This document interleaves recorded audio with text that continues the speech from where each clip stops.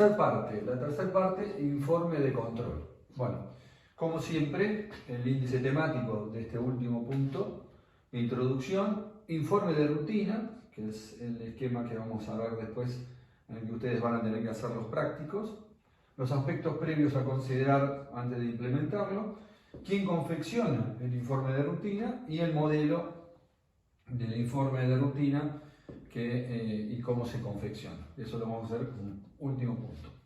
Bueno, a manera de introducción, como siempre, el informe de control, la palabra informe denota, proviene del latín informare, dotar de forma. Bien, y control, en el sentido estricto que nosotros le damos en gerencial y para el control de gestión, es que actúa como dispositivo de cola de la retroalimentación del sistema. Entonces, como lo venimos señalando, al sistema de decisión, acción y control, el control actúa como ese dispositivo que cierra el circuito y brinda una retroalimentación. Dicho esto, de manera de introducción, tenemos que ver, para ir adentrándonos en el tema, en qué momento se realiza este control de gestión y obviamente se emite el informe de actuación. Bueno, cuando ustedes toman la decisión de controlar distintas variables bajo análisis, los momentos pueden ser distintos y hay una clasificación que podemos hacer. El primer momento que podemos instrumentar para controlar variables es un momento previo. El momento previo es cuando ustedes analizan las variables bajo análisis, que ahora vamos a hacer un ejemplo, antes de tomar la decisión. Es decir, que trabajan sobre un papel, trabajan sobre un Excel, trabajan sobre una evaluación de proyecto, es antes de tomar la decisión y obviamente que es antes de la acción. Es decir, ustedes están evaluando una decisión. Ejemplo, controles previos. Cuando ustedes evalúan un proyecto de inversión, utilizan como criterio de evaluación el VAN y el TIR, es el valor actual neto, la tasa interna de retorno. En función a los criterios de aceptación de estos dos modelos, ustedes como decididores deciden si aceptan o no. Es decir, en función a la aplicación de estos modelos de decisión y de evaluación. Entonces, ese es un control previo. Antes de tomar la decisión, ustedes lo están evaluando con estas herramientas. Si estas herramientas, los criterios de selección, dicen que no corresponde porque el VAN le da negativo y el TIR, la tasa interna de retorno, es baja, entonces ustedes no ejecutan ese proyecto de inversión, es decir, que no toman la decisión. Bien, eso es un control previo. Cuando nosotros vimos la clase pasada presupuesto, cuando cerrábamos el presupuesto, recuerden este concepto adquirido de la clase anterior, cuando cerraba el presupuesto, cuando se hacía la tarea de cerrar el presupuesto, eso es un control previo antes de aceptar el presupuesto para que luego se ponga en ejecución, se ponga en acción. Entonces, ese cierre del presupuesto, si el presupuesto cumplía con los objetivos trazados por la alta gerencia y después transformado en una meta anual, si cumplía, se mandaba el presupuesto para la aceptación. Si no, cerraba porque no estaba dentro de los parámetros que había fijado la alta gerencia y los gerentes de área no daban con la tecla, tenían que retroceder y obviamente cada uno tenía que volver a hacer toda la tarea de presupuestación con el cronograma que habíamos mandado, como hemos explicado, para que el presupuesto cierre. Reestructurar las unidades a vender, reprogramar la capacidad de planta, etc. Por los motivos que no cerraba el presupuesto. Eso es un control previo a esa herramienta, antes de tomar la decisión. Es decir, en este caso la decisión estaba tomada antes de implementar el presupuesto. Bien, esos son ejemplos de controles previos que hacemos habitualmente en nuestra profesión. Otro tipo de control de las variables bajo análisis es un control concomitante, es aquel control que se realiza a medida que se ejecuta la acción. Los referidos, como hablamos hace un ratito, el control de calidad, que puede ser concomitante a la producción del producto o la prestación del servicio. Bien, y por último, el control posterior. El control posterior es aquel que se realiza ex post a la acción. Ex post es después del hecho, hace referencia a la palabra latina después del hecho. Entonces, ex post. En este caso, ya se tomó la decisión, ya se ejecutó la acción produjo la información de la realidad y implementamos el control. Este es el momento que nosotros utilizamos para el control de gestión. Por eso siempre insistimos que el informe de control es el documento que va a referenciar al control hecho en forma posterior a la acción. Bien, ese informe de actuación tiene este informe de control, mejor dicho, tiene en función del momento que es posterior a la acción, repito esto para que les quede claro, en qué momento se realiza el control de gestión posterior a la acción. Este informe de control va a derivar en dos tipos de informe. Uno, que es el informe de rutina, el que vamos a desarrollar hoy, el que ustedes van a hacer en los ejercicios prácticos, cuando hagan el informe de las distintas áreas funcionales, que es un informe que tiene, como lo dice, el informe de rutina de actuación, tiene un responsable a quien va dirigido, se confecciona frecuentemente, tiene un formato, por eso ese informe tiene un formato preestablecido, por lo tanto tiene un formato preestablecido, tiene una frecuencia preestablecida, está confeccionado para determinados responsables, etc. ¿Cómo vamos a desarrollar? A renglón seguido. Y el otro informe que dispara el control se llaman informes por excepción. Y esto es cuando se hace un memorándum porque alguna variable salió de cauces y esas variables, la causa puede ser que un informe por excepción se confeccione surja por razones externas, entonces la alta gerencia vio que algunas variables del entorno estaban cambiando de trayectoria o estaban moviéndose en diferente lo que se había observado en aquel momento que se determinaron los objetivos estratégicos, entonces dispara un informe de excepción para recabar todo tipo de datos, de información del entorno para poder ver cómo reencauzar la operatoria estratégica, la planificación estratégica de la empresa. Otro informe por excepción va a surgir del interno de la empresa, desde la visión interna, es decir, cuando alguna variable interna sale de su cauce, y se constata que no es por una oscilación estacional. Entonces ahí se cayó el nivel de ventas al gerente del marketing y no ve que es por una cuestión estacional, sino que hay otra causa, o interna o externa, o el producto no está satisfaciendo las necesidades, o empezamos a tener fallas en la calidad del producto, etc. Dispara un informe por excepción porque hay una variable que salió de los rangos normales de tolerancia. Bien, dicho esto, a manera de introducción, empezamos a desarrollar el informe de rutina. Bien, el informe de rutina, el concepto que le podemos dar simple, es la salida documentada del sistema de información para el control de gestión. Es decir, recordamos otra vez el conocimiento adquirido de la primera clase y la figura que vimos al principio. Estamos hablando del sistema de información para el control de gestión y de toma de nuevas decisiones que está al nivel medio de la organización. La salida documentada de ese sistema de información es el informe de actuación, de rutina. Bien, dicho esto, podemos seguir avanzando y decirle qué características así generales tiene antes de empezar a hablar de los aspectos previos. Este tipo de informe de rutina de actuación es un informe de naturaleza monetaria. Se expresa siempre en términos monetarios. ¿Por qué? Porque estamos refiriéndonos a las variables bajo control que van a ser ventas, que van a ser producción, van a ser los elementos del costo, obviamente, van a ser ingresos, vamos a hablar de ingresos, vamos a hablar de pagos, porque cuando hablamos en informe de tesorería, de compras, de abastecimiento, etc. Entonces siempre variables referidas a variables monetarias. Bien, cobranzas, pagos, etc.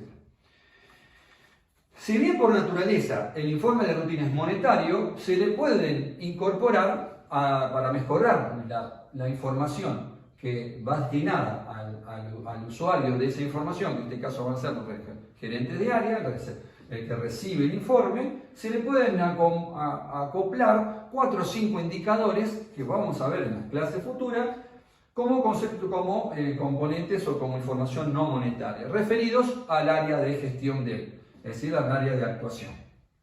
Bien, dicho hasta acá el concepto simple, vamos a ver los aspectos previos a considerar cuando vamos a implementar este sistema de control a través de este informe de rutina. Los aspectos previos parecidos cuando hablamos al presupuesto, siempre, como estamos hablando de que tenemos que implementar un sistema, en aquel momento la herramienta de presupuestación, y en este caso una herramienta de control, un informe que va destinado, tiene un destino, que es una persona que es responsable de la acción y que se le va a evaluar su gestión a través de este informe de actuación y va a tener que rendir cuenta a la línea superior. Tenemos que tener en cuenta esto. El primer aspecto nos referimos al organigrama. El organigrama, que lo vimos en la clase anterior, es fundamental en este aspecto, tanto para presupuestar, porque tenemos que presupuestar todos los sectores, todas las áreas, no puede quedar ningún sector sin presupuestar, como dijimos en la clase pasada, y acá el organigrama es fundamental para tener claro, delimitar el área de responsabilidad del responsable a quien le vamos a emitir ese informe de actuación. ¿Por qué? Porque le vamos a informar sobre las variaciones o sobre los desvíos con respecto a determinadas variables que él es responsable. Por lo tanto, no podemos informarle a un responsable de área una variable que no él responda por esa variable. Estaríamos haciendo las cosas mal. Entonces, para nosotros, cuando vamos a confeccionar ese informe del organigrama, tiene que estar claro dónde empieza y termina cada área funcional, qué tareas realiza, a dónde responde. Bueno, todas las tareas que tengan que ver con la delimitar las tareas de cada uno de los responsables que se le va a informar sobre su actuación. ¿Quedó claro la importancia del organigrama? Ahora en un ratito vamos a ver el organigrama, lo vamos a repasar. Atendiendo el otro aspecto previo es también considerando la pirámide organizacional. Y acá repetimos de vuelta al hartazgo. Recuerden que los informes de actuación son a nivel medio de la organización, a los gerentes de área. Por lo tanto, la pirámide de organización, que fue el tema que desarrollamos en la parte 2, es importante porque vamos a informarle al gerente de área las razones técnicas de ese desvío en dos grandes planos. En el plano eficacia, recuerden que es la medida de control que tenemos propia del gerente del área, porque tiene que ver con lo que presupuestó, es decir, si qué tan eficaz es en cumplimiento de ese objetivo que está evaluado a través del presupuesto, y vamos a controlarlo a través de la eficiencia, porque es lo que él delegó las tareas en el nivel operativo, que es el hacer. Bien, por eso es importante ubicarnos en la pirámide organizacional. Tercer aspecto previo, es qué tipo de centro de responsabilidad estamos hablando. ¿Esto qué tiene que ver? El centro de responsabilidad puede ser un departamento, puede ser un área funcional. Bueno, los centros de responsabilidad son estos, pero cuando me refiero al tipo, es con respecto a qué variables maneja este centro de responsabilidad, que va a tener un responsable a cargo. Entonces, si tenemos distintos tipos de centros de responsabilidad. Por ejemplo, si es un centro de costos, si nosotros evaluamos a través del organigrama en la primera semana que el centro que estamos por emitirle un informe, vamos a conferir un informe para ese centro, el responsable es un centro de costos, por ejemplo, cuando hablamos de centro de costos estamos hablando del área de producción. Ese centro de costos de producción ya denota qué tipos de variables va a tener bajo análisis un centro de producción, si es un centro de costos. Vamos a tener que informarle sobre los tres elementos básicos del costo. Es decir, que una variable bajo control del gerente de producción va a ser materiales, mano de obra y carga fabril. Si es un centro de costos, por ejemplo, producción. Si fuera un centro de ingresos al que le estamos preparando el informe de actuación, por ejemplo, marketing puede ser un centro de ingresos. Entonces, si la palabra me dice denota ingreso, ese centro solamente va a responder el responsable de ese centro por los ingresos por ventas. Es decir, la única variable que le vamos a informar es las ventas, sea por zona, sea por línea de producto, sea por sucursales, lo que sea, pero siempre va a ser ventas. Ahora, si el centro de responsabilidad que nosotros estamos detectando o lo estamos estudiando es un centro de utilidad, significa que ese responsable va a responder por las ventas, va a responder por los costos que tengan que ver con esa área y por los gastos. Por lo tanto, ¿por qué? Porque va a tener que responder por la utilidad que genera ese centro, porque es un centro de utilidad. Marketing, por ejemplo, ¿puede ser un centro de utilidad? Sí. Entonces, el gerente de marketing, cuando le confeccionemos el informe de actuación, va a tener que tener variables de ventas, va a tener las variables de las mercaderías que vende, y va a tener el costo de esas mercaderías, y va a tener la información sobre los gastos de marketing, variables y fijos. ¿Por qué? Porque es un centro, él va a ser responsable por la utilidad que genera. Ahora, otro tipo de centro de responsabilidad puede ser un centro de inversión, que se lo considere como un centro de rentabilidad. Por lo tanto, ¿un área de marketing puede ser un centro de utilidad? Sí. ¿Puede ser un centro de rentabilidad? Sí. Por lo tanto, entonces, va a tener que responder por lo que le dije hace un ratito como centro de utilidad: ventas, costo de mercaderías vendidas, costo de los productos, gastos propios del área de marketing, más el activo que tenga asignado para poder desarrollar esa tarea. ¿Por qué? Porque hay que sacar una rentabilidad. Entonces él va a ser responsable por el activo asignado. Por ejemplo, si nosotros pudiéramos determinar un centro de utilidad en una cadena de supermercados, un eslabón de una cadena de supermercados, ¿puede ser considerado un centro de inversión? Sí. ¿Por qué? Porque tiene stock de mercadería disponible, tiene tantas góndolas, tiene stock en guarda, tiene a lo mejor un móvil para hacer los repartos a domicilio, tiene heladeras, tiene todas las instalaciones, que ese eslabón se puede considerar al responsable de la sucursal tal un centro de utilidad. Y lo vamos a evaluar por los beneficios, pero también por la rentabilidad que genera ese activo asignado que tiene. Bien, ahí vemos cómo la importancia que tiene el centro, qué tipo de centro de responsabilidad es el área funcional, porque así serán las variables que va a contener el informe de actuación. Bien, listo. Dicho esto, pasamos a los distintos parámetros. Bueno, estos para repasar qué tipo de distintos parámetros teníamos, que podemos tener. Podemos tener parámetros, subjetivos. Es decir, un parámetro subjetivo es aquel que el gerente decide el resultado que quiere alcanzar. Listo, lo digita él. Otro parámetro puede ser histórico. Generalmente un parámetro histórico son las ventas, por ejemplo, del trimestre anterior, del mes anterior, del año anterior, cuando comparamos un periodo, el actual, con un periodo anterior. O cuando comparamos un estado de situación patrimonial o un balance del ejercicio 2019 con el 2018. Es decir, estamos comparando con el parámetro histórico. ¿Qué variación hubo que debió entre la cuenta tal del balance de 2018 con el 19? Es decir, los usamos para atrás. Tomamos como parámetro los datos históricos de esa variable. Ahora, otro parámetro puede ser un parámetro externo, cuando por lo general lo determina alguna cámara que la empresa pertenece. Entonces, esto se usa habitualmente, sí, cuando la empresa es chiquita, pertenece a una cámara, quizás la cámara determina cuál es el parámetro de ventas para este sector, para tal periodo. Bueno, es un parámetro determinado en forma externa. Un parámetro puede ser de ingeniería, cuando se calcula, un ingeniero calcula el rendimiento de horas de esa máquina, la capacidad que tiene en horas humanas o en horas máquina, o los tiempos de mantenimiento, tiempos muertos que tenga ese equipamiento. Es una medida, un parámetro técnico que se llama un parámetro de ingeniería. Y el otro parámetro son los parámetros predeterminados, que ahí es donde nosotros hacemos pie y hacemos foco, los parámetros predeterminados. Los parámetros predeterminados son, por ejemplo, el costo estimado, el costo estándar y el presupuesto. Entonces, nosotros para el control de gestión, ¿podemos utilizar parámetros predeterminados? Sí, la respuesta es sí. Siempre utilizamos parámetros determinados. ¿Podemos utilizar un costo estimado como parámetro? Sí. Cuando analizamos en algún área de producción, podemos analizar, o en venta, ¿podemos analizar podemos utilizar el costo estándar como parámetro? Sí, cuando controlamos eficiencia. Para el control de gestión, el parámetro predeterminado es el presupuesto. Entonces, cuando nosotros hacemos los informes de actuación, en la columna parámetro, cuando lo vamos a estudiar a renglón seguido, es el presupuesto.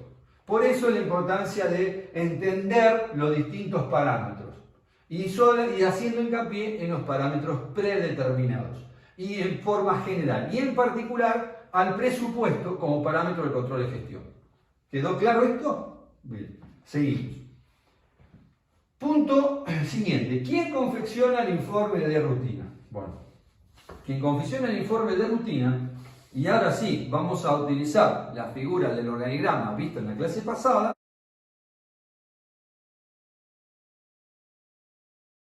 Ahora continuando, y entonces con el organigrama en mano, ¿Quién confecciona el informe de actuación? Bueno, obviamente que la cátedra tiene como opinión que el que confecciona el informe de actuación es el área de planificación y control, es decir, que está fuera de la línea, entonces está, es decir, que está asesorando a la línea, en este caso al directorio y al gerente general.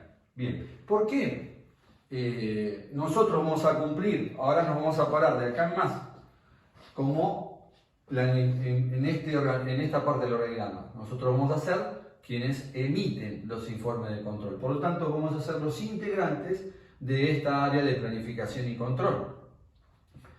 Bien, esta área de planificación y control es a nivel de staff, es nuestra opinión, vuelvo a repetir, porque dispone de todos los sistemas, son los profesionales internos que tienen el mayor conocimiento de los sistemas de información integral de la organización, son los que ayudan a confeccionar a los responsables de línea las técnicas de presupuesto y obviamente disponen de todo el herramental de las TICs. Por lo tanto, este área es el que tiene el conocimiento suficiente y el perfil profesional para poder realizar y confeccionar los informes de rutina.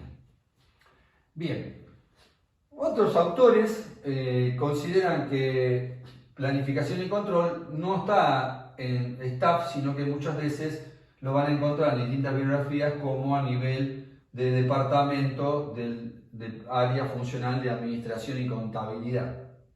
Pero bueno, esa será para otra cultura, para otros países. Nosotros con la cultura que tenemos, es decir, que un responsable de línea a este nivel de departamento pueda hacer un informe de control a su propio gerente y a los gerentes que están en la misma línea de autoridad de su supervisor, de su superior, queda en saco roto. Eso en nuestra cultura no funciona.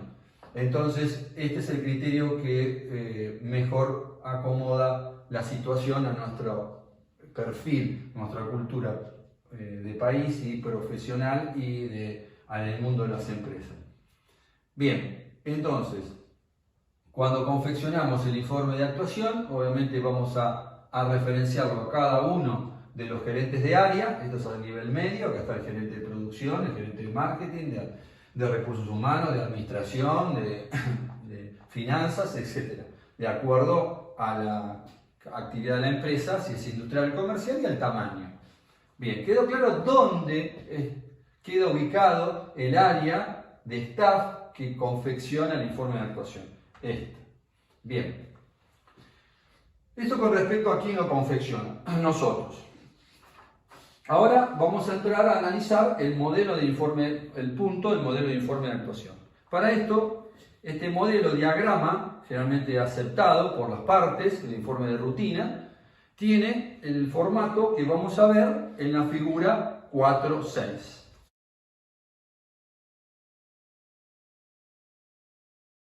Bueno, en el informe de rutina, en la figura 4.6 que ustedes tienen ahí, esta estructura, este informe, como ustedes ven, tiene una estructura que depende de este formato. Si bien es el que adoptó la cátedra, es una convención de partes. ¿Qué significa esto? Que la forma que tiene el informe que nosotros presentamos es que tiene que haber un acuerdo, un consenso entre quien lo emite, nosotros como staff, y quien lo recibe, que van a ser los gerentes de línea, los gerentes de las áreas funcionales. Por lo tanto, ellos, una vez que se acuerda, se prepara este formato, se diseña y se implementa. Después vamos a ver cómo lo complementamos. Ahora estamos hablando del formato. Por lo tanto, ninguna de las partes unilateralmente puede cambiar este formato. Es decir, si nosotros como responsables de planificación y control pertenecemos a esta área, vemos que en el correr del tiempo y de haber implementado el sistema de información, vemos modificaciones que le podemos hacer para mejorar la información al responsable y por ende mejorar el control de gestión. Y obviamente vamos a mejorar y aprender de lo actuado en pos de mejorar toda la actuación de la empresa. No podemos hacer un cambio unilateralmente sin que ese cambio pase por la línea Es decir, ese cambio tiene que estar consensuado con el gerente general y con los responsables del área. Y tiene que estar aprobado. Una vez que se discutió, se vio las ventajas, se entendió, se aprendió y se consensuó, ese nuevo formato o ese cambio que se haga en el informe tiene que estar aprobado por la línea. Tiene que decir que sí los gerentes de área y sobre todo aprobado por el gerente general. ¿Por qué? Porque el gerente general, como vimos en el organigrama, es el responsable de toda la gestión de la organización. Y esto lo tiene que manejar en la línea. Queda claro que no se puede hacer ningún cambio en forma unilateral, y menos de nivel staff, que nosotros somos asesores a la línea. Bueno, aclarado esto, vamos a estudiar, como el punto siguiente, el formato del informe de rutina. Vamos a entender qué estamos mirando en esta figura, que estamos viendo en esta figura 4.6. Bueno, lo vamos a analizar. El formato tiene, como ustedes lo ven, tres partes. Tiene un encabezado, tiene un cuerpo y tiene un pie. Bueno, en el encabezado, ¿qué van a ver? ¿Qué van a poner mínimamente? Bueno, el nombre del área de responsabilidad a quien va dirigido el informe de actuación, el nombre del responsable, la frecuencia, el periodo al que nos estamos refiriendo, mínimamente esos datos. ¿Pueden tener más? Sí, pueden tener más. Bueno, el cuerpo del informe, que es donde ustedes van a trabajar de acá en más en los prácticos, lo vamos a analizar de izquierda a derecha. Por lo tanto, están viendo que dice nivel de actividad. Bueno, el nivel de actividad van a expresarlo tanto en la columna de parámetro como en la columna de realidad. Después tienen un detalle, variables a considerar, que es el detalle. Ahí van a transcribir todas las variables que están bajo análisis con respecto al informe que confeccionan del área referida. Por ejemplo, si fuera ventas, si fuera marketing, van a poner las variables ventas, costo de ventas, y van a poner los gastos de marketing, variables y fijos, por ejemplo. Bien, en la columna de parámetros va a ir el presupuesto de ventas. En la columna de real va a ir la información de la realidad, de lo ocurrido en ese mes que se tuvo la acción. Después tiene una columna que se llama desvíos, y esta columna tiene tres subcolumnas. Una que es la variación en pesos, ese desvío que es lo que surge de confrontar el parámetro con la realidad. Ese monto se expresa en desvío en variación en pesos. Después tiene otra subcolumna que es el porcentaje. Esa subcolumna que dice qué porcentaje es este desvío con respecto al parámetro.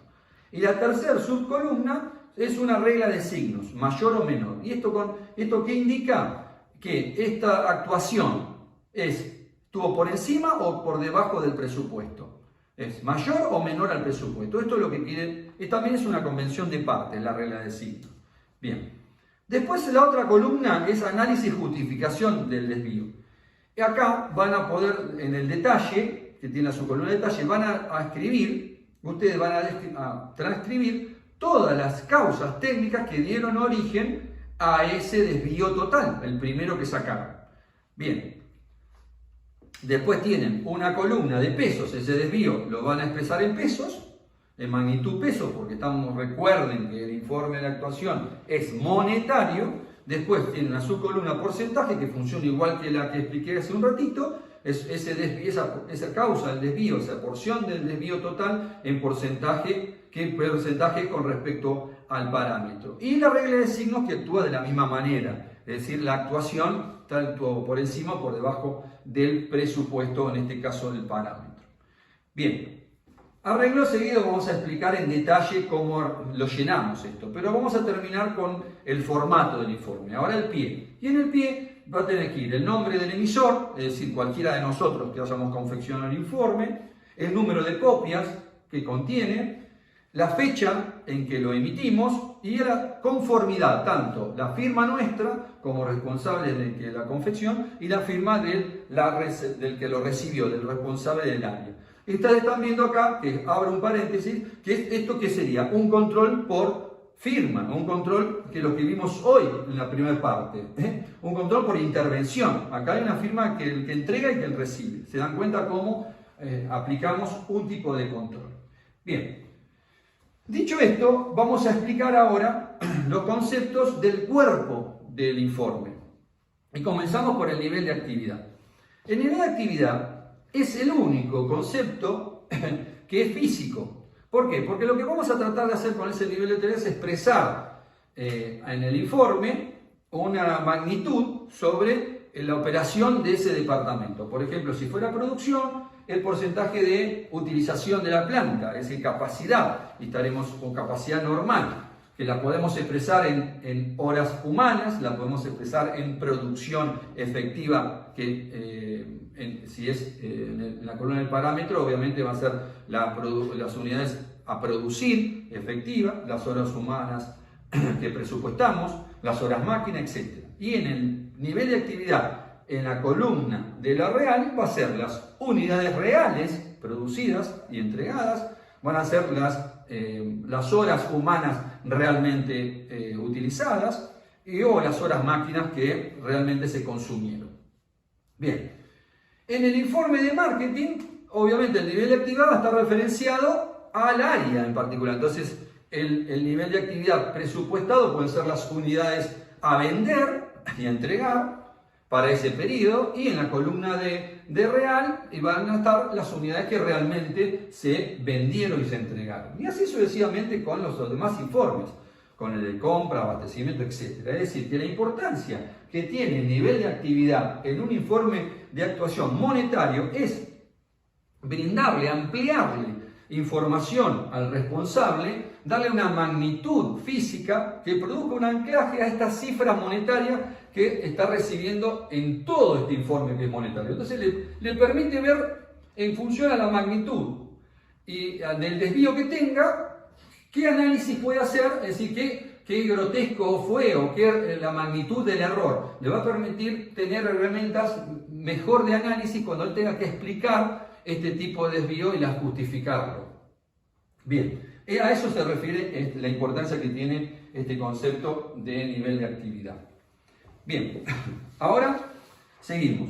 Después tenemos la columna del desvío, que ya lo expliqué, que esto hace al desvío total, las causas técnicas, la justificación, y cuando ustedes empiecen a armar lo que es la justificación, que son las causas técnicas del desvío, ahí van a tener que preparar una hoja de trabajo. Una hoja de trabajo que va a ser la documentación respaldatoria, que va a ser de propiedad intelectual nuestra, como responsables de la confección del informe. Ese papel de trabajo es nuestra documentación respaldatoria para cuando confeccionemos este informe se lo enviemos al responsable de referencia. Bien, para armar ese papel de trabajo tiene una lógica, que lo vamos a ver en la figura 4.7.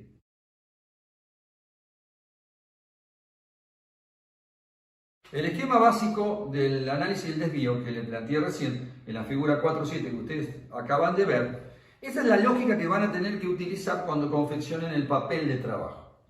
Bien, a ver, para ir entendiendo esto, vamos un poquito a pararnos 2 o 3 pasos anteriores cuando analizamos cuál es la variable, insisto, con cuáles son las variables bajo control que tiene el responsable del nivel medio. Recuerden que hablamos que tiene que ser controlado por la eficacia y por la eficiencia. Bien, cuando estamos hablando del desvío, como dijimos, que era una confrontación entre parámetro y realidad. Perfecto, de esa confrontación surge el desvío total. Bárbaro. Entonces, si nosotros sabemos que de la confrontación de parámetro y realidad, que es el esquema que vieron en el formato del informe, sacan el desvío total, ustedes ya tienen que imaginarse, con el conocimiento que tienen adquirido hasta acá, de que ese desvío total va a tener 2 explicaciones básicas, 2 causas técnicas básicas. Una va a estar explicada por el plano de la eficacia y otra va a estar explicado por el plano de la eficiencia. Ya mentalmente, esta es la lógica de razonamiento que quiero que logren. ¿Por qué? Porque si yo al gerente medio lo controlo por eficacia y por eficiencia, evidentemente que este desvío va a tener una explicación en ambos planos. Bien, ahora cuando ustedes empiezan a mirar la figura 4.7, esta figura 4.7, que es el esquema básico de la hoja de trabajo, del análisis del desvío total, la vamos a analizar de izquierda a derecha. Entonces, en el detalle pusimos el presupuesto de ventas. Por ejemplo, tomamos venta.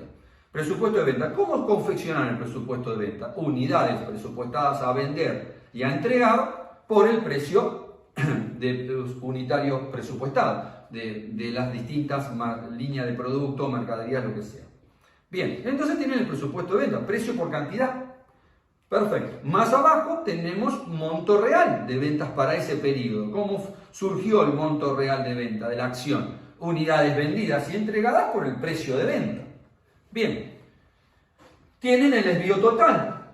Vean ustedes cuando termina el desvío total. Perfecto. Y en el medio ¿qué tiene? ¿Cómo abro yo cómo puedo del desvío total irme a ver cuál es la causa de este desvío? ¿Qué partecita de este desvío total es por un problema de eficacia o por un plano de eficiencia? Bueno, tengo que tener en el medio algo. Ese en el medio es el presupuesto ajustado a nivel real. Y el presupuesto ajustado a nivel real, ¿cómo lo hacemos?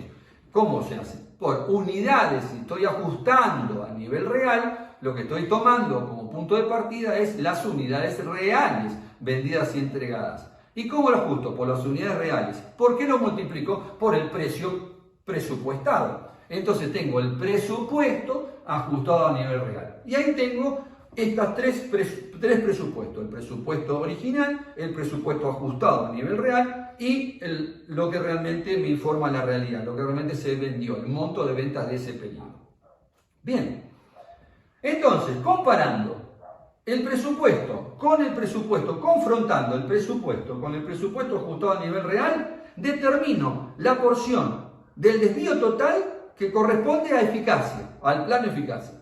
Comparando el presupuesto ajustado a nivel real con la realidad, determino qué porción del desvío total corresponde al plano eficiencia. Esa es la lógica que tiene que tener con este esquema básico. Es lo que venimos hablando. Responde por la eficacia por nivel y por eficiencia por delegación. Entonces saben que ese desvío tiene origen en su nivel por la eficacia y un problema de eficiencia por la delegación. Listo, ya tiene las dos causas principales. La apertura del desvío total en el plano eficacia y en el plano eficiencia. Bien, ahora para poder continuar con este análisis, para poder ustedes determinar qué variaciones tienen en cada uno de estos planos, porque lo que recién determinaron es este desvío total, en qué parte se divide. Una porción es eficacia y una porción es eficiencia. Pero ¿qué pasó dentro de la eficacia? ¿Y qué pasó dentro del plano de eficiencia? Bueno, esas son las variaciones que tienen que determinar. Para determinar esas variaciones vamos a utilizar el método gráfico. El método gráfico consiste en determinar sobre una gráfica que vamos a hacer a renglón seguido, con un ejemplo, determinar en cada uno de los planos la figura geométrica de un rectángulo. Entonces, cuando determinemos las figuras geométricas que van a expresar las variaciones que han sufrido en cada uno de los planos, lo vamos a calcular como calculamos la superficie de un rectángulo, base por altura. Y de ahí vamos a determinar el valor de esas variaciones que van a conformar el desvío de cada uno de los planos. Entonces vamos a tener unas determinadas variaciones en el plano eficacia, que la sumatoria va a dar el total de ese plano, del desvío de ese plano, y vamos a tener otra variación en el plano de eficiencia, una justificación que va a dar el total del plano de eficiencia. Sumado a ambos planos obtenemos el desvío total. ¿Perfecto? Bueno, esta es la aplicación teórica. Ahora, a renglón seguido, vamos a ver un ejemplo práctico.